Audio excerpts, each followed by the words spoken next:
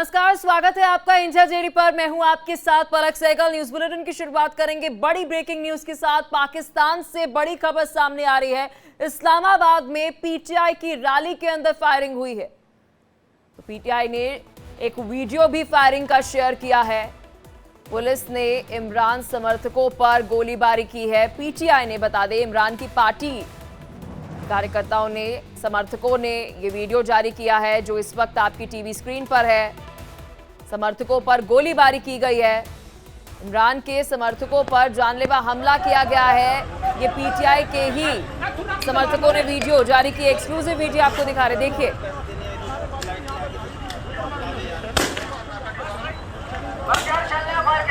तो ये तस्वीरें आपको दिखा रहे हैं। इमरान की रिहाई को लेकर रैली हो रही थी। पूर्व प्रधानमंत्री है पाकिस्तान के इमरान खान, उन्हें बरी करने की मांग को लेकर प्रदर्शन हो रहा था, जिसकी तस्वीरें आपको दिखा रहे हैं। प्रदर्शन के बाद जो प्रदर्शनकारी थे, इमरान के समर्थक थे, जो इमरान की रिहाई को लेकर प्रदर्शन कर रहे थे, उन पर गोलीबारी वहां के प्रशासन की तरफ से की गई है, फोर्स की तरफ से की गई है।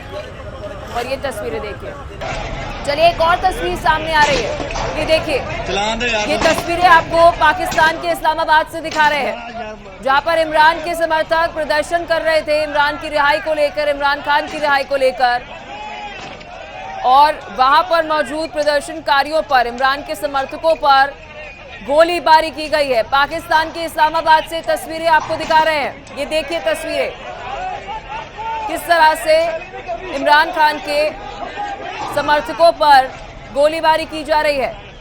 पाकिस्तान के इस्लामाबाद से तस्वीरें आपको दिखा रहे हैं। साथ ही आपको बता दें कि पीटीआई के जो समर्थक वहां पर मौजूद थे, जो इस प्रदर्शन में शामिल थे इमरान खान की रिहाई को लेकर, उन्होंने ही ये वीडियो जो है वह शेयर की है। एक और तस्वीर हमारे पास है, चलिए आपको वह भी दिखाते हैं। ये अलग अलग तस्वीरें आपको हम दिखा रहे हैं।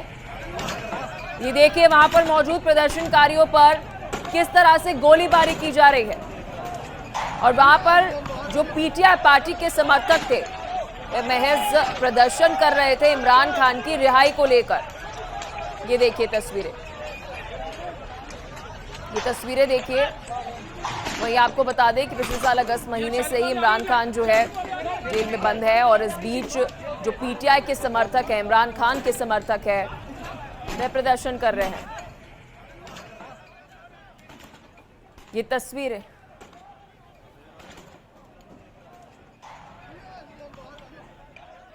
कमर आगा हमारे साथ रक्षा विशेषज्ञ जुड़ चुके हैं। सर, बहुत शुक्रिया अपना कीमती समय देने के लिए। जब से इमरान खान की मुश्किलें बढ़ी है, या यूं कह लें कि वे जेल में बंद है, पीटीआई के जो समर्थक है या इमरान खान के जो समर्थक है लगातार प्रदर्शन कर रहे हैं। लेकिन ये तस्वीरें हम इस वक्त दिखा रहे हैं दर्शकों को कि वहां पर मौजूद प्रदर्शनकारियों के ऊपर गोलीबारी की जा रही है।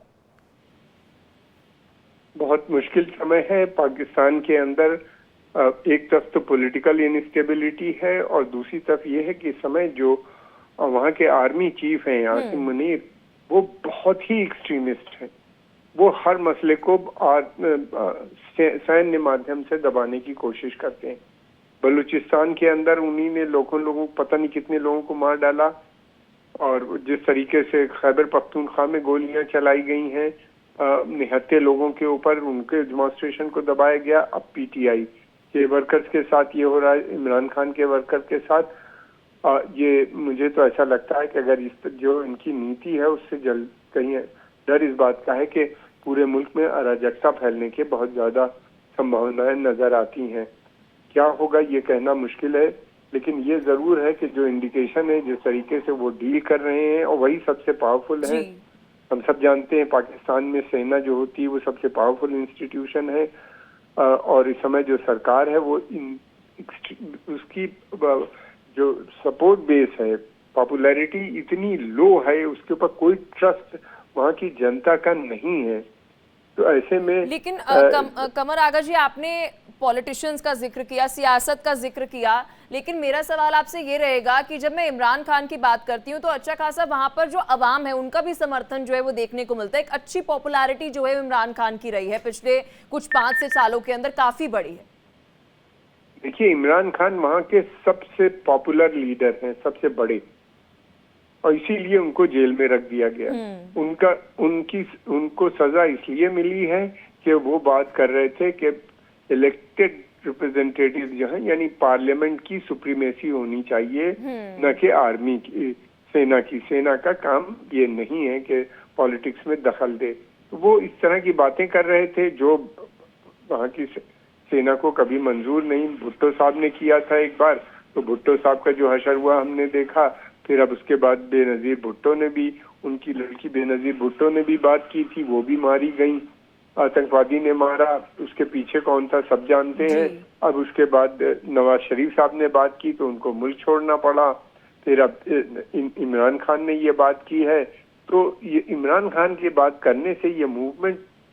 कमर आगर जी, आप हमारे साथ जुड़े रहिए। हमारे साथ पीके सहगल जी, रक्षा विशेषज्ञ, जुड़ चुके हैं। सर, बहुत शुक्रिया अपना कीमती समय देने के लिए। जय हिंद सर। क्या कहना चाहेंगे? इस वक्त ये तस्वीर हम दिखा रहे हैं दर्शकों को। मुझे लगता है कि पाकिस्तान का जो लोकतंत्र है वो सबसे निचले स्तर पर इस वक्त नजर आ रहा है। संजय काफी से गंभीर समस्या में है। वहाँ पे पॉलिटिकल इंस्टेबिलिटी है, इकोनॉमिक इंस्टेबिलिटी है, और वहाँ के अवाम जो है उनको हर प्रकार से भरोसा जो है शहबाज शरीफ और बिलावल भुट्टो की सरकार से उठ गया है। जो सबसे बड़ी पार्टी के रूप में उभरा लास्ट इलेक्शन में इमरान खान झूठे इल्ज़ाम के मुताबिक उनको जेल में डाला हुआ है। उससे ज़्यादा गंभीर इल्ज़ाम जो है शहबाज शरीफ के और बिलावल भुट्टो के फादर के ऊपर है। देखो, वो हुकूमत में है, अवाम किसी प्रकार से नहीं चाहती कि हुकूमत इनकी चले। उनकी ज़बरदस्त मांग है कि इमरान खान को झूठे इल्ज़ामों से जेल में डाला हुआ उनको रिहा किया जाए और वास्तव में वो अपना सही प्रकार का रोल निभाएं। इस समय सेना काफ़ी ज़्यादा चिंतित है। मुझे नहीं लगता वो मार्शल लॉ लगाएंगे, क्योंकि आज के माहौल में मार्शल लॉ लगाना काफ़ी ज़्यादा मुश्किल होगा बनिस्बत पास के। वो पाकिस्तान नहीं है और वो अवाम नहीं है जो आज से 15 साल या 20 साल पहले थी, जब ये मुशर्रफ जी ने मार्शल लॉ लगाया था। आज के अवाम जो है उसको मानेगी नहीं, क्योंकि साफ तौर पे ज़बरदस्त भूखमरी है, ज़बरदस्त बिल्कुल बेरोजगारी है, हर प्रकार से स्टेट फेल हो रहा है, इकोनॉमिक कंडीशन बड़ी बदतर है, और लोगों को सबसे लोकप्रिय लीडर जो है पाकिस्तान में वो इमरान खान है। उनके ऊपर लोगों को भरोसा है। उनको लगता है कि इमरान खान जो है उनकी कंडीशन को इम्प्रूव कर पाएंगे अगर उनको सत्ता में वापस आने दिया जाए तो। पीके सहगल जी, अगर आज से 2.5 साल पहले अगर हम पीछे चले जाएं, जब मुझे याद है कि इमरान खान की जब सरकार गिरी थी, उसके बावजूद भी, सरकार गिरने के बावजूद भी जनता की तरफ से, वहां के अवाम की तरफ से एक अच्छा समर्थन जो है, पॉपुलैरिटी जो है उस वक्त भी कायम थी इमरान खान की। क्या हम देख सकते हैं कि ये जो वहां पर मौजूदा सरकार है उनकी इनसिक्योरिटी है इमरान खान को लेकर, कि जो उन्हें दबाया गया, उनकी पॉपुलैरिटी को थोड़ा कम किया गया, वो फिर से दोबारा ना पनप जाए? एब्सोल्यूट एंड टोटल शहबाज शरीफ जो है, नवाज शरीफ जो है और बिलावल भुट्टो कम्प्लीटली इनसिक्योर है। वो साफ तौर पे जानते हैं कि वो माइनॉरिटी गवर्नमेंट को रन कर रहे हैं, जब उनके पास वास्तव में अवाम का सपोर्ट नहीं है। अवाम, जैसे कि मैंने कहा, पाकिस्तान में सबसे लोकप्रिय लीडर जो इस समय है वो इमरान खान है। जहाँ तक सेना का ताल्लुक है और ये आसिफ मुनीर का ताल्लुक है, अगर मैं उनकी जगह हूँ तो इमीडिएटली उनके खिलाफ जो जितने भी इल्ज़ाम है उनको हटा दिया जाए, इमरान खान को रिलीज कर दिया जाए। Let thereafter the people's will prevail. अगर वो इस माफी की कार्रवाई करते हैं तो पाकिस्तान में जो बवाल खड़ा हुआ है वो थम जाएगा। अगर वो मार्शल लॉ लगाने की कोशिश करे और लोगों के खिलाफ फायरिंग वगैरह की, फायरिंग पुलिस ने की है, आर्मी ने नहीं की, अगर आर्मी ने भी उस माफी की कार्रवाई की तो वास्तव में पाकिस्तान में वही हालात हो जाएंगे जो बांग्लादेश में हुए। बांग्लादेश में था, इट वॉज फॉरेन स्पॉन्सर्ड, उसमें अमेरिका इन्वॉल्व था, चाइना इन्वॉल्व था, पाकिस्तान इन्वॉल्व था। ये अंदरूनी इंटरनल है, इसमें पाकिस्तान के अपने अवाम। लेकिन सर, मुझे याद है कि इमरान खान भी ये लगातार इल्जाम लगा रहे थे, अमेरिका के ऊपर इल्जाम लगाते हुए नजर आए थे कि जो मौजूदा सरकार अभी चल रही है वो भी फॉरेन सरकार है। इसमें किसी प्रकार का कोई शक नहीं। इमरान खान ने हमेशा ही कहा है कि उनको सत्ता से हटाया गया बिकॉज ऑफ अमेरिकन प्रेशर, और इसमें कोई शक नहीं, क्योंकि इमरान खान बड़े पैमाने पर पाकिस्तान आर्मी को बैरक्स में भेजना चाहते थे। वो वहाँ पे उनके जो आर्मी चीफ है उसको खुद नियुक्त करना चाहते थे, उनका जो ISI चीफ है उनको खुद बनाना चाहते थे। पाकिस्तान आर्मी की रिकमेंडेशन को सुनने के लिए तैयार नहीं थे, तो उन्होंने, पाकिस्तान आर्मी ने उनके खिलाफ वही कार्रवाई की जो, जैसे कुमार आगा कह रहे थे, उन्होंने भुट्टो के खिलाफ किया, नवाज शरीफ के खिलाफ किया, बेनजीर भुट्टो के खिलाफ किया। लेकिन आज का माहौल बहुत डिफरेंट है। वो पाकिस्तान आज नहीं है जो पहले पाकिस्तान था। आज अगर मार्शल लॉ लगाते हैं तो पाकिस्तान को किसी प्रकार से कोई सपोर्ट किसी देश से नहीं मिलने वाला। लेकिन चाइना सर भी काफी ज्यादा पॉलिटिकली घबराएगा क्योंकि पीके सहगल जी, मैं आपसे एक बहुत महत्वपूर्ण सवाल पूछने जा रही हूँ, क्योंकि पिछले कुछ लंबे समय से हम देख रहे हैं कि पॉलिटिकल इंस्टेबिलिटी के साथ अब इकोनॉमिकल इंस्टेबिलिटी भी जो है वो पाकिस्तान के अंदर देखने को मिल रही है। पॉलिटिकली आपको क्या फ्यूचर नजर आ रहा है? क्योंकि जब मैं इमरान खान की बात करूं तो फहरिस्त बहुत लंबी है उनके ऊपर केसों की। देखो, पाकिस्तान की स्थिति जो है काफी से गंभीर है, क्योंकि इकोनॉमिक इंस्टेबिलिटी के साथ साथ पॉलिटिकल इंस्टेबिलिटी जबरदस्त है। क्योंकि जैसे कि मैंने कहा, वहाँ की जो सरकार जो है वो लोगों को एक्सेप्टेबल नहीं है। वो साफ तौर पे जानते हैं कि शहबाज शरीफ जो है काफी से ज्यादा बेईमान है, नवाज शरीफ उनसे भी ज्यादा बेईमान है, और बिलावल भुट्टो के जिसके फादर प्रेसिडेंट बने हुए उनको तो कहा जाता था मिस्टर 10%। और इमरान खान जिसके लिए लोग वो लोकप्रिय है, लोग उनको ज्यादा ईमानदार मानते हैं, उनको जबरदस्ती झूठे इल्जाम लगा के जेल में बंद किया हुआ है पिछले तकरीबन साल 1.5-2 साल से। और वो चाहते हैं कि इमरान खान को रिहा किया जाए ताकि इमरान खान वास्तव में सत्ता संभाले और देश को लीड कर सके। लेकिन सर इमरान खान की जब मैं बात करूं, जब वह सत्ता पर काबिज थे तब भी वहां पर इकोनॉमिकली तो बहुत ही बुरा हाल था। इसी वजह से उनकी सरकार जो है वो गिरी, इतनी तंगहाली थी। इसमें किसी प्रकार का शक नहीं, मुझे भी नहीं लगता जो इकोनॉमिक सिचुएशन पाकिस्तान की आ जाए, चाहे वो इमरान खान आए चाहे कोई आ जाए, उसको सुधारना बहुत ही मुश्किल होगा। और इमरान खान को भी बाकी देशों से उस मौके का सपोर्ट नहीं मिलेगा जिसकी उनको उम्मीद है। अगर आपको याद होगा तो उन्होंने अपने कारें भी बेच दी थी, सारी गधे भी बेचने शुरू कर दिए थे, बेकिंग बॉल के साथ जा रहे थे, लेकिन उनको किसी प्रकार की सहायता नहीं मिल रही थी। क्योंकि सारे देश जानते हैं कि पाकिस्तान जो है किसी प्रकार के अगर उसको सहायता करो इकोनॉमिक, तो वो उस पैसे को कभी वापस नहीं दे पाएगा। जहाँ तक चाइना का ताल्लुक है, चाइना भी किसी प्रकार से उनका समर्थक नहीं बनेगा, क्योंकि चाइना साफ तौर पर जानता है कि आए दिन बलूचिस्तान में बलूच लिबरेशन आर्मी जो है सीपैक के खिलाफ बड़ी कार्रवाई कर रही है। परसों ही वेडनेसडे कोई बहुत बड़ा बुधार के बाहर हमला हुआ जिसमें 25 सिक्योरिटी पर्सन मारे गए। तो उनको साफ तौर पर नजर आ रहा है कि सीपैक भी एक किस्म से संक डूब रहा है। तो क्या सर हम ये मानकर चले कि पाकिस्तान में लोकतंत्र जो है वो निचले स्तर पर नहीं है, यूं मान के चले कि खत्म ही हो गया है? क्योंकि यहाँ पर जो अवाम है वह प्रदर्शन नहीं कर सकती है, ऑपोजिशन यहाँ पर प्रदर्शन नहीं कर सकती है। मुझे याद है कि इमरान खान जब जेल से बाहर भी थे तो जब वो बड़े कोई रैली करने के लिए जाते थे, कोई जनसभा को संबोधित करना चाहते थे, तो उन्हें उसके लिए भी इजाजत नहीं मिलती थी। अब बिल्कुल सही कह रहे हो, और लोगों का गुस्सा जो है आए दिन बढ़ता जा रहा है, क्योंकि साफ तौर पर नजर आ रहा है कि इमरान खान को उन्होंने नजरबंद किया हुआ है primarily because of political reasons. और उनको साफ तौर पर नजर आता है कि इसके अलावा पॉलिटिकल रीजन के अलावा कोई और बड़ी बात नहीं है। उनको ये भी साफ तौर पर नजर आता है कि शायद इमरान खान भी उनकी इकोनॉमिक सिचुएशन को इम्प्रूव नहीं कर पाएंगे। लेकिन अगर हो सकता है, अगर इमरान खान सक्सेसफुल हो जाते हैं मिलिट्री को बैरक्स में भेजने के लिए, 60% पाकिस्तान का जो बजट है, जो रेवेन्यू बजट है, वो केवल और केवल आर्मी खा जाती है for all doing all the wrong things. वो पूरे दुनिया में दहशत फैला रही है, हिंदुस्तान को बर्बाद करने की कोशिश करते हैं, हिंदुस्तान को मार्स के ऊपर और अपने ऑर्बिटर को स्थापित कर चुका है, और पाकिस्तान जो है कंगाली की तरफ बढ़ता जा रहा है। बिल्कुल पीके सहगल जी, आपने सही बात कही कि जिस देश की आर्मी करप्ट हो जाए तो वहां की आवाम सुरक्षा किससे मांगे। पीके सहगल जी बहुत शुक्रिया, आपने अपना कीमती समय दिया, विस्तार से हमारे साथ इस मुद्दे पर चर्चा की। तो चलिए खबरों में आगे बढ़ते हैं। अब हमारे देश में कैसी सियासत हो रही है उस पर भी बात करते हैं। क्या सियासत में नेता इतना गिर जाएगा कि वो देश के साथ ही गद्दारी जैसे बयान देने लगेंगे? सही सुन रहे हैं आप, गद्दारी देश के साथ। क्या वोट के लिए नेता ऐसी सियासत करेंगे कि वो आतंकियों के हमदर्द बन जाएंगे, उन्हें सिंपैथी देंगे? उमर अब्दुल्ला के एक बयान से घाटी से लेकर दिल्ली तक की सियासत गर्म हो चुकी है। उमर अब्दुल्ला को आखिर आतंक के आका अफजल गुरु पर इतना प्यार क्यों आ रहा है? उमर को आखिर अफजल गुरु की फांसी पर एतराज क्यों है? क्या महज वोट के लिए उमर ऐसी डर्टी पॉलिटिक्स कर रहे हैं? क्या नेता अब चुनाव जीतने के लिए किसी भी हद तक चले जाएंगे? देखिए हमारी रिपोर्ट।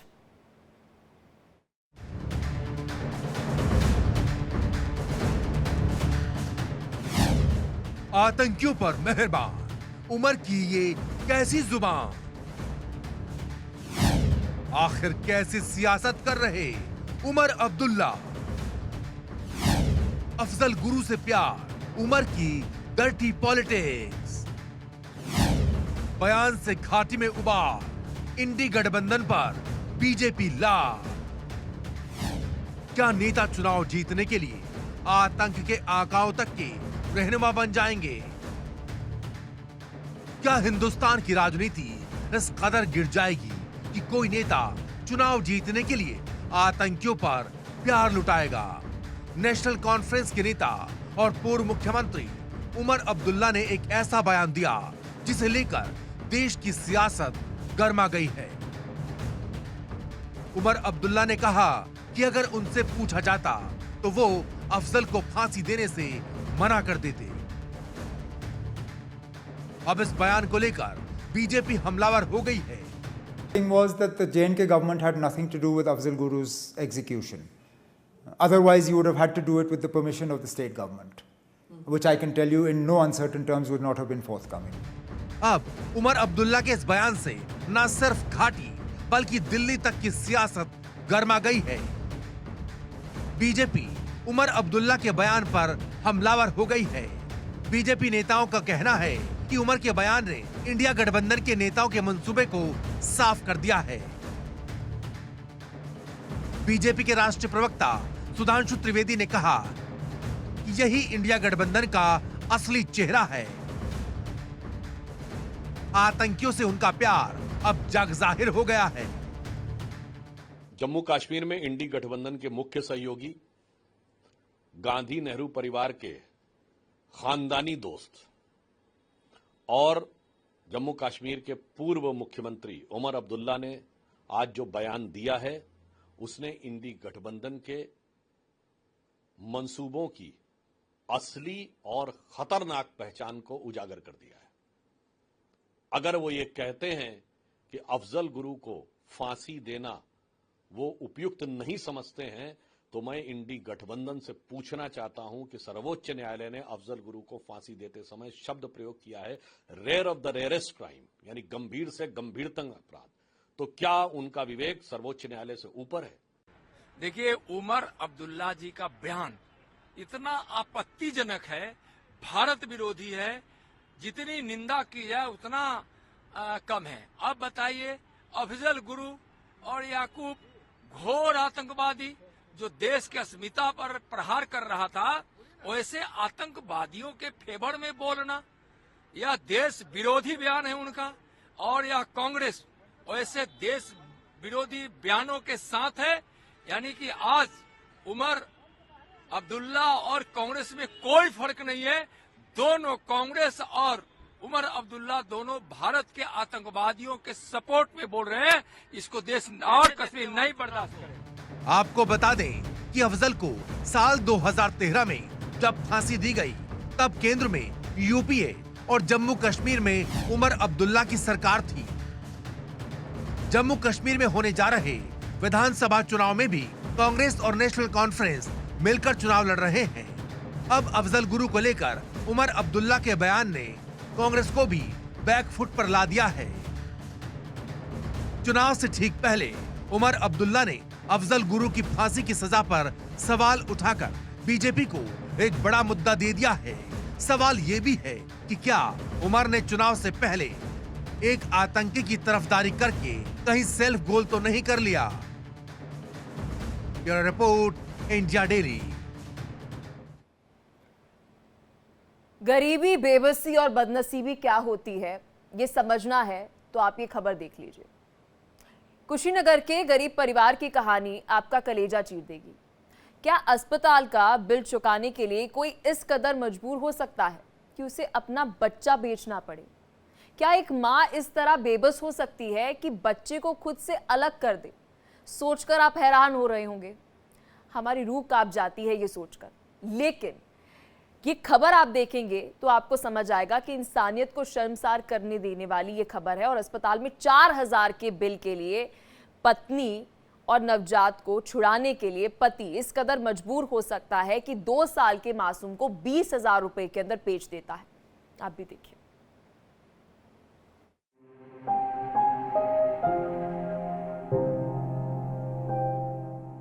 इंसानियत को शर्मसार कर देने वाली ये घटना है कुशीनगर के बरवापट्टी थाना इलाके की।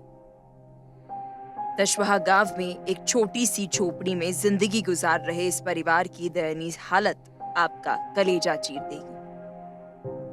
खेतों में मजदूरी करके पेट पालने वाला हरीश पटेल इसी झोपड़ी में पत्नी और 6 बच्चों के साथ रहता है।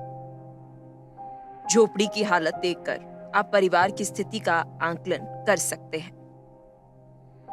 हरीश की पत्नी गर्भवती थी। प्रसव पीड़ा होने पर उसने पत्नी को खुशी क्लिनिक में भर्ती कराया, लेकिन उसे क्या पता था कि क्लिनिक का बिल चुकाने के लिए उसे अपना बच्चा बेचना पड़ेगा। आके भर्ती उर्ती हो गई जाए, अब बस कहती है कि हम छोड़बे ना करम, पैसा दे जाए तो 20,000 में लड़का बेच के अपन हम पैसा इनकर 4,000 रुपया गन के तब हम घरे गए। अच्छा ये बताइए कि अपने बच्चे को बेचना।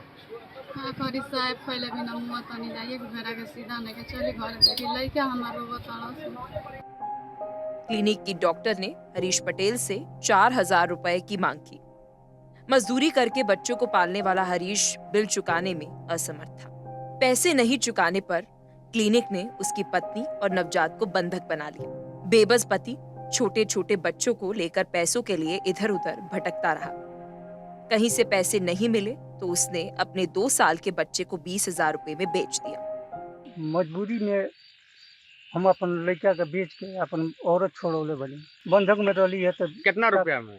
4,000 रुपया में छोड़ा के लिए है। कितना में लेकर बेचले बड़ा? 20,000 में। 2 साल के मासूम को भोला यादव नाम के शख्स ने खरीदा। बच्चे को बेचकर हरीश ने अस्पताल का बिल चुकाया और पत्नी और नवजात को छुड़ाकर घर लाया। लेकिन गरीब परिवार की मुसीबतें यहाँ भी खत्म नहीं हुई। परिवार अस्पताल से घर आया तो कार्रवाई का डर दिखाकर एक सिपाही ने भी उनसे 5,000 रुपए ऐंठ लिए।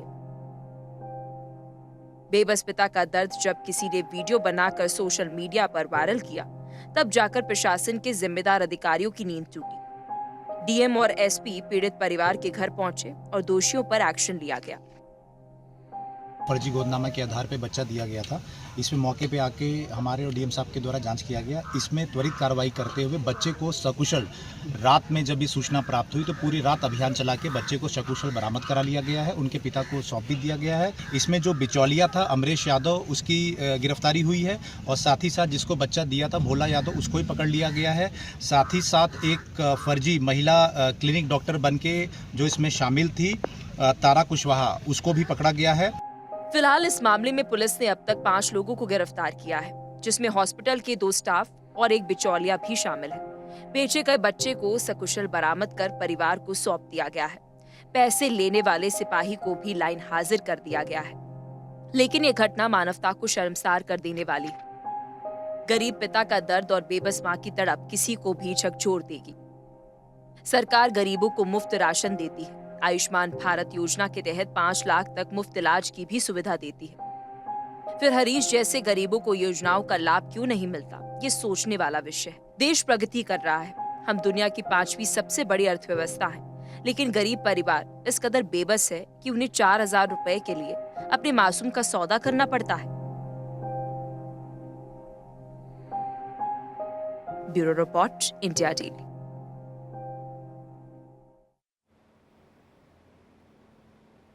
चलिए अब ये पूरा मामला क्या है आपको बताते हैं। सबसे पहले आपको बता दें कि क्लिनिक में हरीश से 4,000 रुपए मांगे। गरीब हरीश बिल चुकाने में असमर्थ था, उसके पास इतने पैसे नहीं थे। क्लिनिक ने पत्नी और नवजात को बंधक बना लिया। आप सोचिए, बंधक बना लिया कि वे 4,000 रुपये नहीं दे पा रहे।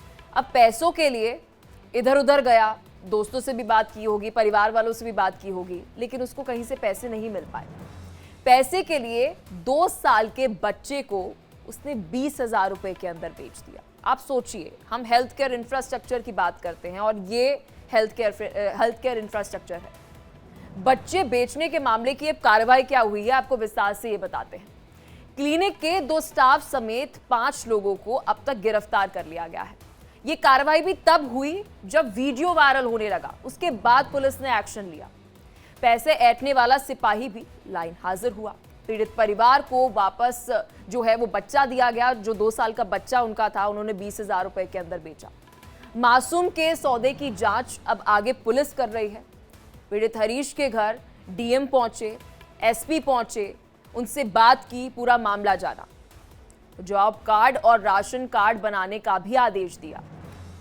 तो ये पूरा मामला था, क्योंकि हम हेल्थ केयर इंफ्रास्ट्रक्चर की बात कर रहे हैं। वही हेल्थ केयर इंफ्रास्ट्रक्चर जहां पर आप देखेंगे कि आपको इलाज नहीं हो पा रहा और इलाज के पैसे चुकाने के लिए आपको अपना बच्चा बेचना पड़ रहा है।